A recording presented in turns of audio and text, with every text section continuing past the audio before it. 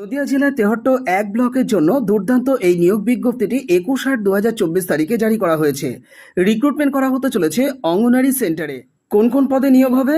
না, কর্মী এবং সহায়িকা পদে নিয়োগ হবে, অর্থাৎ অঙ্গনারী কর্মী ও সহায়িকা পদে নিয়োগ হবে। মোট শূন্য পদের সংখ্যা ৪৪টি, যার মধ্যে কর্মী পদ রয়েছে ১৫টি এবং সহায়িকা পদ রয়েছে ২৯টি। নেওয়া হবে তেহট্ট ১ নম্বর ব্লকের জন্য। শূন্য পদের বিস্তারিত তথ্য ও আবেদনপত্র জমা করার নিয়ম সংক্রান্ত বিষয়ে বিশদে জানার জন্য তেহট্ট ১ সুসংহত শিশু বিকাশ প্রকল্পের অফিসে যোগাযোগ করতে অনুরোধ করা হচ্ছে। প্রযত্নের শিশু বিকাশ প্রকল্প আধিকারিক, তেহট্ট ১ সুসংহত শিশু বিকাশ প্রকল্প, তেহট্ট, নদিয়া। যারা যোগ্য আছেন দ্রুত